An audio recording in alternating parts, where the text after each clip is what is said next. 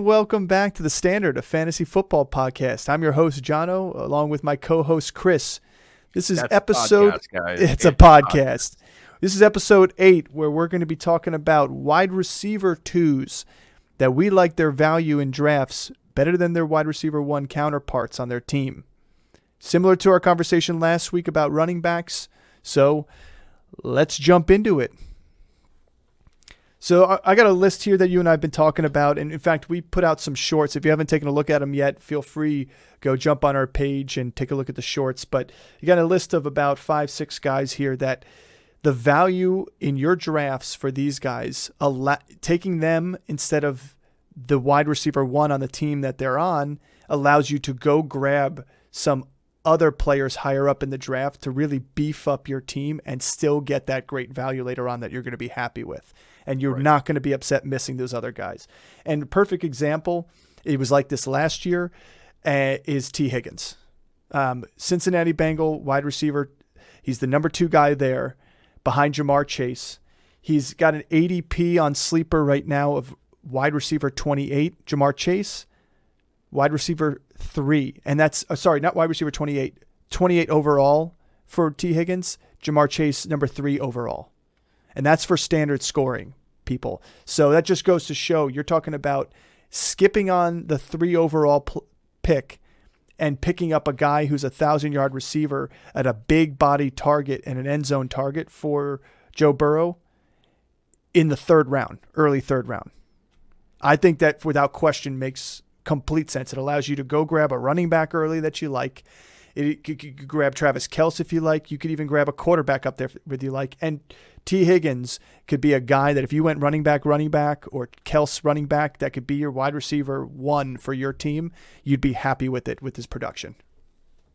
Yeah, I mean, even going and getting like a big quarterback in the first couple rounds and, in the first 2 rounds and, stacking your team, depends on what your strategy is, depends on where you're drafting. Like if Jamar Chase is there and you're at the 6th or 7th position, you're going to be probably more inclined to go and grab him. That way you're not going to go and get Chase.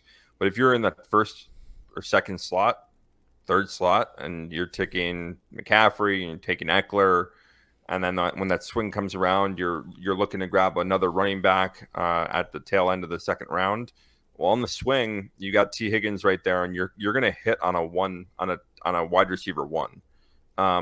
This is a 1A, 1B situation. Like we talked about that with running backs. This is truly that with wide receivers. T. Higgins, I know that Jamar Chase, missed a couple games last year, but T. Higgins ended up only a few yards shy of Jamar Chase and only 1 or 2 touchdowns behind him, I believe. I think it was like maybe 300 yards, 100 something yards shy, but I think it was less than that. I think it was like 17 yards. I'll look it up while you're talking, but yeah.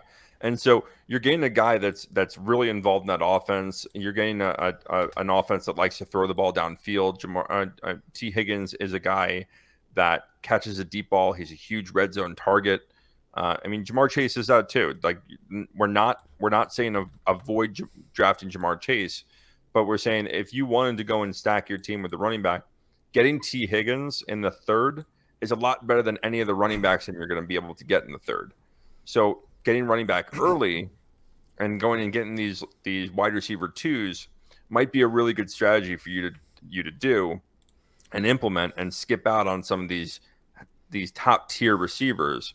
Although there's nothing wrong with getting a top tier receiver. They're going to help win you games. Go and get the Justin Jeffersons and the Cooper Kupps and Devontae Adams, Tyreek Hills. But there are other options, especially on their own team, that we'll get into that you might be able to go and stack yourself at running back in round 1 and round 2. Or like Jono said, you can go get Travis Kelce. You can go and get Josh Allen or a Pat Mahomes and be set at that position for the rest of the draft and for the rest of the season. And you can go and get a top tier receiver in rounds 3 to 6. There are guys there that are going to be wide receiver, low end wide receiver 1s and high end wide receiver 2s that you'll be able to get into those rounds.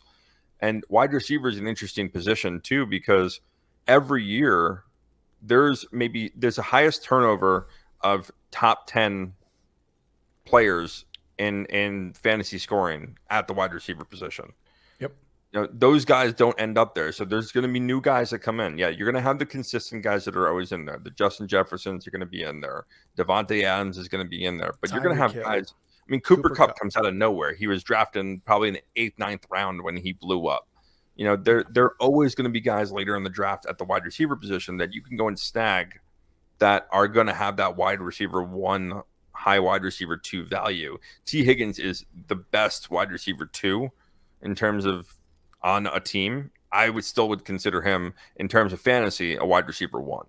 I'd argue my next guy we're going to talk about may be a better wide receiver 2 option on a team. But that being said, I do agree. T. Higgins to me is a slam dunk. If you're there, we're not saying don't draft Jamar Chase, but if you're sitting there at 3 overall, 4 overall, and you've got McCaffrey that's still there, you got Eckler that's still there. Chubb. If you like Chubb better, or if you're a Travis Kelce and you want to have it, depends on what your strategy is. If you know that I'm not leaving the first round without a running back, well then you're not getting Chase. But this is a guy you can target in that 3rd round and be happy with right there. Yeah. We're talking about a guy who behind Chase, Chase himself finished wide receiver 12 in standard last year. T. Higgins has had back-to-back wide receiver 17 seasons. You were right, Chris. He was about 7 yards shy of Chase last year and 2 touchdowns less than Chase. I still see him 1,000-yard receiver this year. I see him being up around the 7, 8, 9, maybe even 10 touchdown total, because there was a couple he missed last year too that would have put him up there with Chase as well. So again, he's not the alpha on that team, but he plays like an alpha on someone else's team. So yeah, I mean, and that's the thing you're looking for in the 3rd, 4th, and 5th round. The wide receivers you should be targeting the guys that are going to be 1,000-yard receivers and 6+ touchdowns. Correct. And if you can get 2 or 3 of those guys, you're going to be set at receiver. So you don't need to go and overbuy one of these guys. If the difference in getting a McCaffrey, an Eckler, a Chubb, a Henry, the difference in those guys versus the tier 2 running backs is much greater than the difference between the tier 1 receivers and the tier 2 receivers. And the tier 2 guys we're talking about too. Yeah. Yeah. And just, the best part about picking up a guy like T. Higgins on Cincinnati versus picking up a wide receiver 2 for, Carolina or for Tennessee or Atlanta is Cincinnati was top 6 in passing attempts last year. So targets are out there. I would take T. Higgins over half of the wide receiver 1s in this league. Yeah, I agree. I would take him over any Pittsburgh Steeler. I would take him over any Patriot. Yeah, I would too. I would take him over any Panther. I would take T. Higgins over any Falcon. Yeah, I would take T. Higgins over any Falcon too. I would take him over any Tampa Bay. There's a lot of guys that I would take T. Higgins over. He's in a great situation with a great quarterback. So, and he's not going to get top coverage every time because who's there running routes next to him. So, and we saw what happened when Jamar Chase got injured. T. Higgins' production increased. Yep. So he's a great piece to have. To him, he's the true alpha there. Now, this next guy we talked about, like I said in our shorts, but to me, this is the guy that is the best. He's a wide receiver 1 playing as the number 2 wide receiver on his team. And that's Jaylen Waddle. And that's Jaylen Waddle. It's obvious. But you can't argue that. The guy's a freak. So, I mean, Jaylen Waddle last year ended up finishing as the wide receiver 7 in standard scoring. So he's a top 10 scoring receiver. He had 18.1 yards per reception. The guy's 1,000-yard receiver. His touchdowns, I think, are going to go up too. I think because no team is going to want to give up 1,700-yard season to Tyreek Hill again. And Waddle and Hill have missed times here and there, but both have been relatively sturdy for the most part. But you can't. This is a guy that you can go early on running back and grab Waddle. Now you're going to have to grab him in the late second round. That's what I was going to say.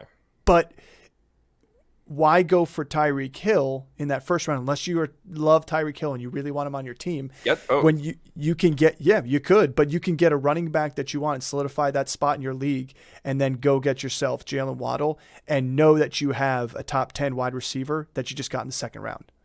Because people are still going to be drafting Davonta Adams ahead of him. People are still going to be drafting, possibly even DK Metcalf ahead of him, Garrett Wilson ahead of him probably, because people are going to want the number one wide receiver on that team. What little is you have a guy that has freak athletic ability. And unlike Tyreek Hill's getting a little bit older. He's good at those barn burners, put the top off the defense, catch a deep pass. Jaylen Waddle has been a guy that just catches the ball in space, and they script him to find space, and he just takes it and he's gone. And he could do that multiple times a game, and he showed it last year. So this is, I've staken him because I have him as a keeper in my league for one more year, but I'd still be targeting him in that second round, even if I didn't have him as a keeper, because he is a wide receiver one that is being tricked to not be that because of who's ahead of him. Yeah, I think that's a great valuation of him. Is he's a second round receiver. I love Tyreek Hill this year too, and if Waddle was there, I would love to grab him too. There are certain situations where, depending on the value that's there, getting both of them is not bad. The only reason I like T. Higgins a little bit better than him is who's throwing the football. If Tua stays healthy, Waddle and Tyreek are going to put up massive numbers. This offense is very good. They're a big play offense. But if anything happens to Tua, again, we've talked about Mike White being there as a backup, and I think he can sustain that offense to be still productive. Waddle's a guy I absolutely love, though, because you're right. He can take that 5-yard slant and take it to the house. He has explosive ability. They use him all across the formation. He's a guy I would love to have. Sorry, quick technical difficulty. Chris, we got you back here. Continue talking about what you were at with Jaylen Waddle. So I absolutely, I would want both of these guys, Tyreek Hill and Jaylen Waddle. I think Jaylen Waddle is a guy, like you said, he can take a 5-yard slant and take it to the house. And he's involved all across the formation on this team. So it depends on where you're going to get Tyreek Hill. If you have access to get him in the middle of the first round, and that's a guy you'd love to have. But if you're in the back end of the first round, Tyreek's not going to be there for you. That's a guy you can easily go and snag a running back in the first round, and then on the swing get Jaylen Waddle in the early second round. I don't think Waddle's going to make it at the back end of the second round to a lot of people. So if you're in the top 3 picks, you're probably not going to get either one of these guys, which is a travesty because I'd love to have one of those when I end up getting the first overall pick, but I'm probably not going to have that opportunity. But if you're sitting pick 9, 10, 11, 12, you're probably going to have access to go and getting either one of these guys. And it's a matter of who you'd rather get. Would you rather have a Saquon Barkley or Josh Jacobs in the first round and go get Waddle in the second? Or would you rather have Tyreek in the first and get Aaron Jones or Tony Pollard in the second? And that's going to be kind of those are realistic players, I think, that you'd be able to get at either one of those positions. So it's a matter of what you'd rather like. I think that I value Tyreek over Waddle, but they're right there. I would not be mad at either one of these guys. The biggest difference, and you said it earlier, is it does matter who is throwing him the ball. I can argue the other way though too, but it definitely does. If you look at, there were 4 games last year where Tua was completely out, and that was weeks 5 and 6. That was the Jets and Minnesota, and that was weeks 17 and 18, and that was New England and the Jets. So 2 tough games against the Jets twice. Tyreek Hill, 55 yards against New England week 17 without Tua, 23 against the Jets without Tua. I think Waddle was 50-something and 40-something respectively. And then you look at Tyreek Hill weeks 5 and 6, he had 7 for 47 against the Jets. That was a tough defense to play on anyway. But then against Minnesota, both guys, Tyreek he went 12 of 15 for 177. And Waddle went 6 of 10 for 123 or 126. So It does matter, but I do, like you said, Mike White has shown he could sling that rock around. As long as these are two guys that it's very different type of wide receiver where they create separation with speed, and when they get the ball in the open, their speed takes over. And that's the one advantage you have of getting these guys, which is why I'm a little less concerned about who's throwing them the ball as I would other wide receivers. And so Tua healthy, not healthy, I think this is going to be a fiery offense that you want a piece of, and getting either of these guys would be great. You just know that you don't have to reach for Hill or hope he falls to you, and you can plan on getting Waddle in the second round and be happy with the running back you get in the first, or quarterback, whoever it may be. Here's the tricky thing. Like, if you're in the position like 5, 6, 7, I don't think you're going to get either one of these guys. Like that. No, you would have to in the second round, Hill. or well, if you're 5, 6, 7, you'd either have to draft Hill if he's there, or in the second round grab Waddle before it gets to the end of the second round. Well, that's what I'm saying. I don't think Waddle's going to last that long in the second round. You never know. I mean, again, we're talking about like you said. Like I think that there might be some situations where DK goes over him, AJ Brown goes over him, and I'd probably take those guys over Waddle too. Right now on Sleeper, Waddle's 21st overall, so that's end of the second round. Yeah. And he's got Devontae Adams over him, Amon-Ra, AJ Brown, CeeDee Lamb, Stephon Diggs, all those guys. And there's a slew of wide receivers going ahead of him. And when you look at it, you got still Nick Chubb. I mean, they have Pat Mahomes going ahead of him on here, Travis Kelce, Jonathan Taylor, Saquon Bijan. There's a lot of players for you to get all the way to 21. And that's if you value Waddle at 21. You may value Garrett Wilson above him, like I said, Tony Pollard above him, Jalen Hurts above him. So he may fall down to that second round. But again, if you're like 5, 6, 7, you can take your shot at him in the second round and be happy with it too. So if I'm in 9, 10, or 11, and Tyreek's still there, I'm going to load up on both these players. You wouldn't be. I mean, you wouldn't be in a bad position. You would. I mean, what did Tyreek finish last year? Is what was he? Wide receiver 3, and then you would have wide receiver 7. And there were multiple games where they went for 100 yards each, and there were multiple games that even if one didn't go for 100 yards, the guy had the touchdown. So you're taking complete stock in yardage and touchdowns going to 2 guys. Well, that's what I was going to say with the Bengals and with the Dolphins. They're having both of these guys on your team is not a bad idea. They both can produce in the same game. Like, I think some of these other guys that we're going to talk about, you did see a lot of the splits where, like, they weren't, the wide receiver 1 was involved with one game, then the wide receiver 2 was involved in another game, but they kind of disappeared in the games that the other guy was on. Mm-hmm. With T. Higgins and Chase, and with Waddle and Hill, but there are games where both of them go off. Yeah. And you'd love to have a piece of that, especially when both of them do go off. Yeah, I think so. I think that's not. I mean, I thought about possibly doing that last year, because I had Waddle as a keeper. I thought, why don't I just pair the 2 together, because it could be very explosive. I just didn't have the balls to do it. So, well, let's talk about another team that has 2 wide receivers that usually finish up pretty high, and that's the Seattle Seahawks with Tyler Lockett and DK Metcalf. Seattle Seahawks. I like Tyler Lockett a lot this year. He's disrespected every year. I faded on him last year. The Nick Chubb of wide receivers. He is the Nick Chubb of wide receivers. That's a great point. But I faded on him last year, and I wasn't high on him. It wasn't that I was trying to avoid him. I just wasn't high on him. And year after year, we didn't know Gino was going to throw for 4,500 yards. Well, I mean, he had everything he needed to do it, though. I know, but we just didn't. We didn't think Gino was going to do that. Yeah, but I mean, you looked at Lockett last year. He finished as a wide receiver 13 in standard. I mean, to get a wide receiver 13 where he's going at ADP overall 73. I mean, that's what, 5th round right there.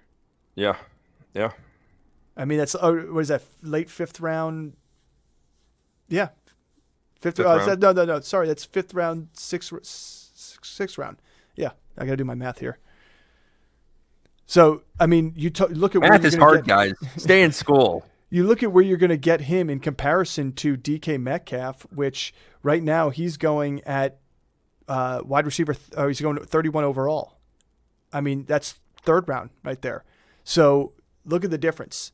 if you don't get DK in the third round, if you really want him, you can still get Lockett and be happy. But if you want to try and do whatever strategy you have, and third round's where you want to grab your quarterback, you don't have to worry about missing up on a top receiver in the third round, because Lockett's going to still be hiding there, because people are going to forget about it and worry, oh, Jackson Smith and Jigba's there now. Like, Lockett's going to lose his touches. They're two different receivers. Lockett plays a different game than DK and JSN do. JSN's more like DK, in my opinion, than he is Lockett. And Lockett has been consistent year after year. Like I said before, his stats are, surprised me when I went back and looked at him. The fact that he's had 4 straight seasons as a 1,000-yard receiver, and he's had 4 straight seasons of at least 8 touchdowns. Yeah. As the wide receiver too. You're getting that from a 6th-round receiver. That's fantastic. Yeah. Again, these are going back to like the 3rd to 6th round receivers that you can go and get, and as long as they're posting 1,000 yards and 6+ touchdowns, they're going to be a steal at that position, because they're going to produce like a low end wide receiver 1. And what allows you to do getting a guy like that in the 6th round is you can go and get Patrick Mahomes, you can go and get Josh Allen, you can go and get Kels or Andrews. And when the high end tight ends, you can load up at another high end wide receiver. You can go and get 3 running backs and go running back, and just stack there and worry about your receiver in the 5th or 6th round. And there are going to be guys like Tyler Lockett that are going to be there. Yeah. And then that's what's great about these guys, is that people are going to undervalue them. They're going to see JSN goes there, and they're going to be like, oh, well, he's going to take away all these touches. And John's right. He's a different receiver. The concerning thing, the stat that jumps off is that he's not targeted in the red zone, like, at all. DK dominates, like, I think a 20% share, yes. 20-something% share of red zone targets in that offense. That's fine, because Lockett gets the over-the-top balls. And we've seen Lockett 8 touchdown minimum in the past 4 seasons. In fact, if I count the past 5 seasons, the only reason I don't count 5 is because he had 950 something yards 5 years ago, 5 seasons ago. Don't skew the statistics, Jono. But he had 10 touchdowns that season. And he was not the wide receiver. Like, again, DK came in 4 years ago as a wide receiver 1 right off the bat for this team. Lockett has just taken the back seat and flourished. Yeah. It's a great 1A, 1B situation there. And DK's value is not bad either. Like, he's a guy you can go get in the 3rd round and still be able to do a lot of things in the 1st and 2nd round with. But if you really wanted to target like a 5th round receiver, if he's there in the 5th round, like, this is a guy I would draft early, like a round early, just to go and get him. Because you should be able, in the first 4 picks, if you wanted to wait on receiver, you should be able to get at least two running backs, a tight end in there, and go and get a quarterback, a high-end quarterback that you really wanted on your team. Go get Josh Allen, go get Hurts, go get Lamar, go get Mahomes. And then you can go and get a receiver late like Lockett and be perfectly happy with that. I still value Metcalf over Lockett. I do too. I don't think there's a 3-round difference between where I value them. I think it's even I don't either. And I think, doing the math, 73 is actually the beginning of, because I think it's the beginning of the 7th round, if I do my math right. It's end of the 6th, beginning of the 7th is where he's 12 averaging. teams per league. 12 teams. 12-team league. Yeah. So, yeah, that's my math. 12 times 5 is 60. So 5th round, 60 picks are gone. There you go. So 7th round. You can do it. Yeah, I did it. Yay. But, I mean, enough of here. We both value DK over Lockett, and just hammering in the point that Lockett is not that far behind DK, in my opinion. It's closer to, I wouldn't say as close as a 1-round difference like Hill and Waddle, but probably closer towards the T. Higgins, Jamar Chase, where they're 2 rounds from each other because the production's there. Well, that's what I was going to say, is that I like the value of Lockett a lot better than I like the value of DK. I like both of them, and I value DK higher than Lockett, but I like where I can get Lockett a lot better than where I can get DK, because it allows me to do other things. Well, that's also what the whole argument of this whole and conversation we're having today is. We just like the value of these other guys more than the the ones that are above him that we're talking about. And DK was wide receiver 20 last year. Lockett finished higher than him in standard scoring. So that's something to chew on for a little bit. Let's move on to our next guy, and that's Brandin Cooks, a guy who's going to new team here. And I actually like it better than his opportunity would have been if he stayed in Houston. Where he is behind CeeDee Lamb and the speed he brings this team and how shifty he is, he'll be moving all over the field, becomes an immediate weapon, in my opinion, for the Dallas Cowboys and Dak Prescott. He's going to flourish on the fact that CeeDee Lamb's going to take top coverage from people. And to know that you can get him at pick 91 overall on average right now is insane to me. It should, but it's not. People are just docking him down more and more. It's the curse of being the wide receiver 2 on Dallas. It's always been that way for your Dallas number 2 receivers. So it's the curse of being on like your 6th team in like 8 years, but producing every single time. Well, pretty much. I threw out the stat in the short. So for the guys that watch the short, you should know this is his first year with every new team. He's been 1,000-yard receiver. Yep. And it doesn't matter. Rams, Patriots, Saints. Well, he's been in the league since 2014, and so you should throw out his rookie season because, in his rookie season, it was, I think, he had 69 targets, 53 receptions, like 3 touchdowns. It was a small sample size, but when you got that full-time role for the Saints in 2015 on, he only had 2 seasons where he had a subpar season, and that was for the Rams in 2019, where again he was under 100 targets, and then for Houston last year, again under 100 targets. I don't see him being in a position where he's under 100 targets at Dallas. Like anytime he's been over 100 targets, it's over 1,000 yards, and it's anywhere from 5 to 9 touchdowns. Yeah, I think that they lost Schultz. Yep. So I think a lot of those. I mean, the tight end that they have there is not bad, but and he's a young guy. I think 2nd-year player. But CD's going to take the top coverage, and this is where Brandin Cooks has flourished his entire career. Is like not he's a number 1, but not being the number 1. Yeah. So he has a guy like CD on the other side. What's interesting is CD and Cooks can play every position, wide receiver position. So CD had a lot of routes run out of the slot last year. Cooks has a lot of routes run out of the slot, and they both line up on the outside. So I think you can do a lot more with moving them around the formation, getting different coverages on them, and whoever has a better matchup is going to be feeding. I still think Gallup is there. This offense wants to pass. Like they are a good offense. Like people knock on the Cowboys, but they're a good offense. Yeah, they are. But they just drop another receiver too.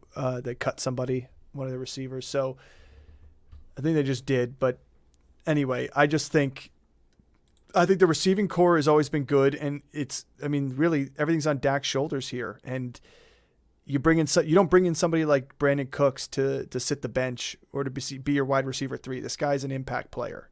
He's special. I think that they were disappointed in what they thought Michael Gallup was going to be. They brought in a true number 2 outside of CD that can win one-on-one matchups. I think Gallup is still going to be used there, but I don't think Gallup outside of CD was the answer there. So they bring in Cooks. They're still going to have Gallup involved in the offense, but Cooks is going to take a lot of that coverage. I think 100 receptions or at least 100 targets is going to be easily done there. I think 1,000 yards. I would almost guarantee that he's going to hit 1,000 yards. Yeah, I'd give him 1K and like 6 touchdowns on a season. And again, that's kind of that benchmark that we're saying for these guys here is like you can probably guarantee 1,006 as their floor. Yeah, for a guy that's being evaluated in the 8th round, that's perfect. That's 91st overall in standard scoring right now for sleeper ADP. That's wild to me that he's that far down. I mean, I have to scroll my mouse down to take a look at it. And let's talk about the names that are around him. Antonio Gibson, tight ends. I mean, he's got Juju. He's got Brian Robinson, then you start talking about like these other guys. I mean, Let me ask, would you take him over either of the Denver wide receivers? No, I'd take Judy over him. I would take Judy because Judy shined last year. I think they're going to try and run that offense around him big time. I think they're going to try and get him the ball in his hands. I think this is a breakout year for Judy. Okay. But I would definitely over Sutton because I just can't trust Sutton. He just couldn't create separation. He dropped a lot of balls. It wasn't a pretty season for him last year. I like the consistency of Cooks. Okay. All right, let's move on. I've got two more for you guys today that we're going to talk about. And let's talk about Davonta Smith because you've got stake in him. I like him. He's going right now as 33rd overall in drafts, and A.J. Brown is going 13th overall in drafts. And I bring this one up because that is a pretty big discrepancy. I mean, 20 picks difference. You're talking about a little under 2 rounds difference between the two. It's almost like Jamar Chase and T. Higgins. The only difference being you shift it down 2nd to 4th round there. Yeah. I kind of pulled this strategy last year when I got Davonta Smith. I wanted A.J. Brown, and I was at the tail end of the 2nd round, and it was A.J. Brown or Travis Kelce, and I took Travis Kelce.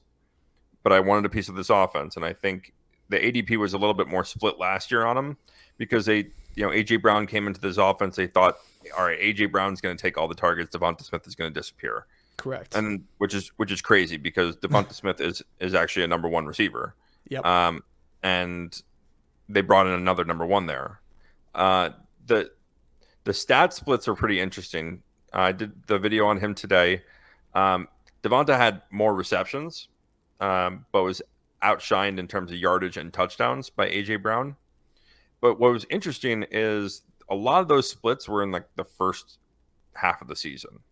If you look at the last 9 games, including the playoffs, only 2 of those games did he have sub 10-point performances, including a couple 20-point performances in there.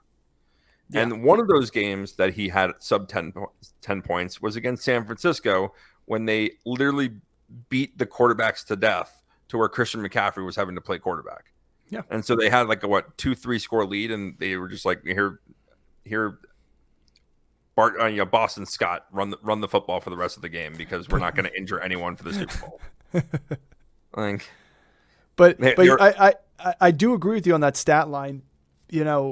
He was fantastic definitely at the end of the season, but they're 2 different receivers, and I want to make that very important because A.J. Brown's a beast. He's 6'1", 225. I mean, he's a house and the biggest difference being, you want to see what kind of receiver A.J. Brown is? Watch the Pittsburgh Steelers game. Yeah, but like here at the end of the day, you look at the stat line for A.J. Brown. He had over 10 yards per target versus Davonta Smith was a little over 8. So 2-yard difference is pretty significant over the course of a full season. And he had literally 17 yards per reception for A.J. Brown last year. His yards after the catch for A.J. Brown are definitely where he makes his money and where he gets in the end zone versus Davonta Smith is a great pass catcher, and he's a great route runner. He gets himself open, but after the catch is not where he shines. If he's catching in an open space and he's running, he's got the speed to break down the field for yardage, but he doesn't have that yards after the catch movement. And I think that's what separates the two. But again, I'm splitting hairs here. I want one of these guys on my team. He had over 1,100 yards. He had close to 1,200 yards last year. Yeah, exactly. He's finished at wide receiver 10 last year. Was it? I think he finished wide receiver 10 last year in standard scoring. Wide receiver 10 with just under 1,200 yards.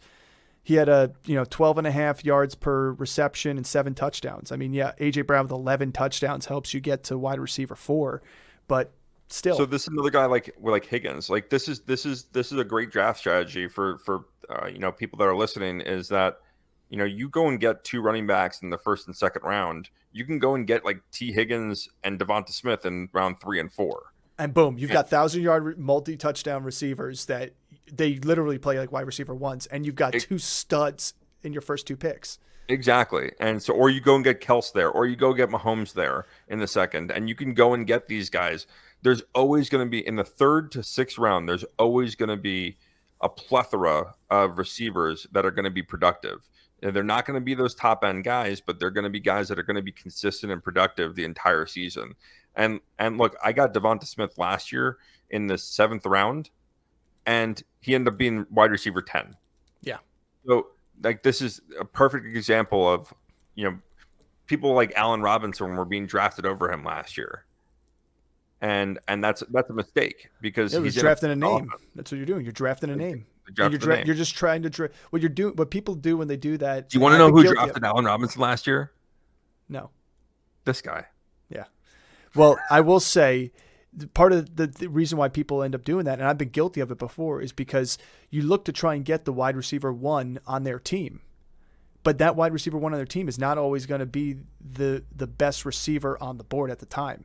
Like, you've got to be the guy in your league sifting through the crap and understand that, hey, these guys are names. These guys, yes, they're the number 1 on their team. And yes, they may be ranked higher, in ADP, but this guy here is going to outperform him because, 1, he's on a better team, and 2, he's a better receiver. He just is not the number 1 guy there. And I mean, just look at Ridley and Julio Jones when they're together. They were insane. It happens across the board when you get 2 good guys on a team like that. Well, Davonta Smith is another guy that I would take him, the number 2, over pretty much half the league's number 1. Yeah. I mean, would you take him? Here's a great one. We just talked about this. Would you take him over DK Metcalf? Yes.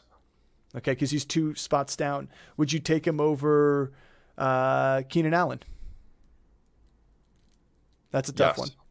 Keenan, would you take him over Amari Cooper? That's a tough one. I wouldn't. Probably not. I wouldn't, because I'm high on the Browns this year.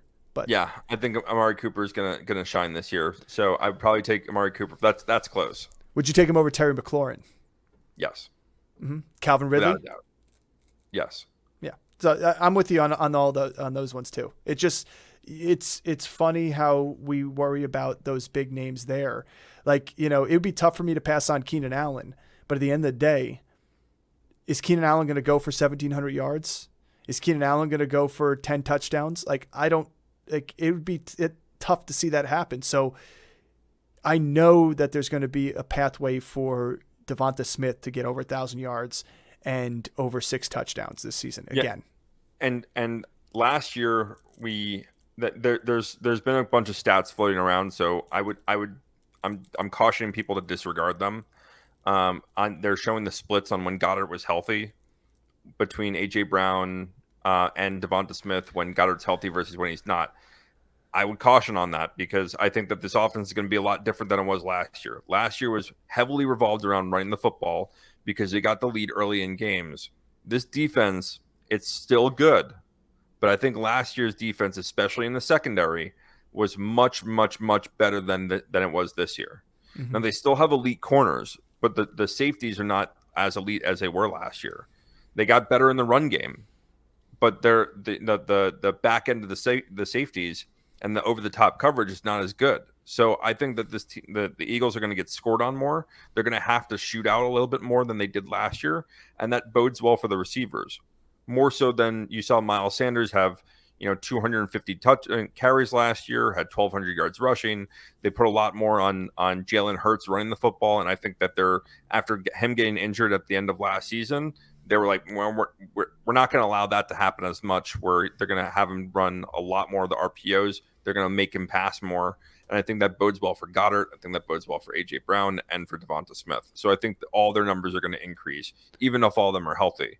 Yeah. And then, listen, if A.J. Brown or Goddard gets hurt, of course, Davonta Smith is going to feed. Well, I just like Davonta Smith anyway, because regardless of the Goddard noise, is when push comes to shove and you're in tight games, he's your best route runner on the team. He's going to find ways to get open, and Hurts is going to need to find an outlet to be open. So let's move on to our last one here. And this one I have a very strong opinion on, because I actually think that the quote unquote wide receiver 1 on this squad he's a bust candidate for me. And we'll talk about that in next week's episode on our thoughts on a bust candidate and some sleepers and stuff like that. Join us next week on next week's episode. But Brandin Aiyuk is another guy who is not getting a lot of love. To me, this guy right here is playing as a wide receiver 1 there. When you stripped away all the carries from Deebo Samuel, you stripped away all his involvement moving around from positions in the backfield to the side and changing up coverages for defenses and all that, and made him purely a receiver, it made it more difficult for him to create separation and get yardage, whereas Brandin Aiyuk is a pure receiver and had no issues doing that. And to me, I don't think you're going to see any difference from last year to this year. In fact, I think Deebo's continued to lose targets to both Aiyuk and to Kittle at the tight end spot. Too. I just think this team looks a lot better with a downfield passer, and we know what type of receiver Aiyuk is. He's a great downfield receiver. He's great hands, great 50-50 ball, and Deebo was not the downfield guy for these guys. He's a guy that you get the ball in space, kind of like a little bit like a Waddle, except, he's more built like A.J. Brown.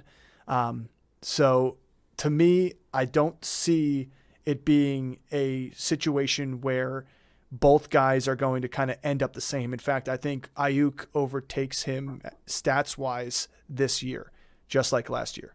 He did last year. The simple fact is Aiyuk is getting better and better, and Deebo's role is being diminished more and more. When they brought in Christian McCaffrey, it took away a lot of what they wanted Deebo to do.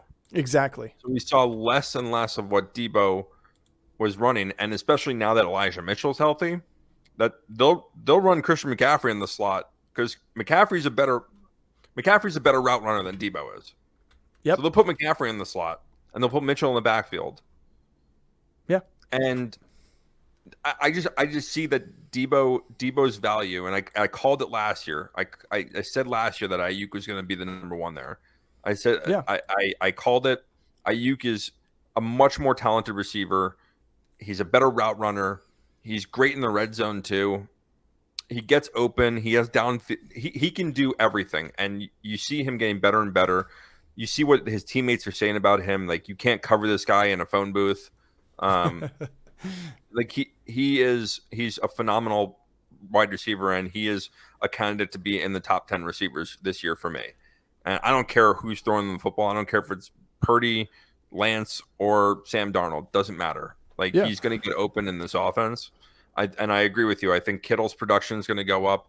I think Aiyuk's production is going to go up. And I just see Deebo. He's a great piece to have in that offense, but he is not a focal point. Like, well, when you have someone like Christian McCaffrey. We're hanging our hat on 6 games that Deebo was phenomenal. And we're saying that this is what Deebo can be. And he did it in 6 games. He didn't even do it that entire season. And we're saying he's this elite receiver. He wasn't even an elite receiver then in those 6 games. They used him as a runner. And that's what made him elite. And they're just not using him that way anymore. Well, yeah. I mean, he had 1, 2, 3, 4. I give him 6 games of 95 or more yards in 2021 that he, in terms of receiving, and then you added on the rushing that he did that year, which made him in standard a wide receiver number 2. But I'm talking about he hit 189, 171, 159. Like, he had some big games, but that he had a lot of yak involved in there too as well. It wasn't like he was in like he had a yards per target of 11 yards, which is great, but he had 18 yards per catch. I mean, so like it was pure yak. But then really at the end of the day, the biggest glaring number, which has me having him as a bust candidate and why I like Aiyuk, is Aiyuk has almost a 9 yards per target on average. Last year, Deebo was under 7. He was 6.3, 6.4 or something. And when you look at those numbers there, that just tells you the routes that those guys are running. And if you're going to try and give Deebo a 6-yard, slant and the linebacker's on him, he's not going anywhere with the ball. And if you get a nickel corner on him, then and plus linebacker help, he's definitely not going anywhere. So then you look at Aiyuk, who may have one-on-one coverage with maybe no safety help or something like that because Kittle's coming over the middle and taking it away from him. It's going to be open. He's gonna get over 100 targets again. He was wide receiver 15 in standard last year. There's a complete pathway to bring him into the top 12 this year. Yeah, absolutely. I think he emerges as a wide receiver 1 this season. I wouldn't say he's going to be a top end. I don't see him going for 1,600 yards, but I do see him as being a wide receiver 1. I think his touchdown numbers go up. I think his receiving numbers are going to be around 1,200 to 1,300 yards. I just, in this offense you like because of the play action ability, and he's the deep guy in the play action. Yeah. And so that's why you have to love him. Yeah. I mean, last year he finished with just over 1,000 yards and 8 touchdowns. You add 200 more yards to that, and you give him another touchdown or 2, and you've got yourself inside the top 10 for wide receiver. Again, I just see him being like, he's getting better and better. And the year that Debo, and 2021, when Debo really emerged in that 6-game stretch where they really involved him in running the football, Aiyuk that year was not really involved in the offense. Remember the start of the season, he got benched because he was in the doghouse. But he's really come on in the later half of that season, and then this season or last season, and I expect that to continue this season, where he's going to really take the top off and really show the league that he deserves to be in that same category as these top end guys. Well, and even that season, he still finished the season off with a 9 yards per target, again, almost 10, and he had a 14 3/4 yards per catch for Aiyuk and 5 touchdowns.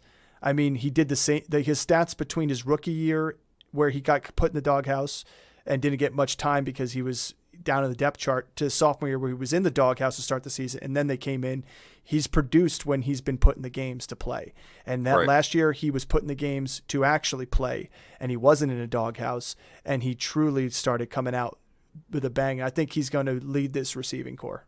So yeah, that props to my fellow ASU alum. Yeah, right. Well, that concludes our episode today. Thanks for tuning in. Feel free to drop a comment below if you agree or disagree with our takes here.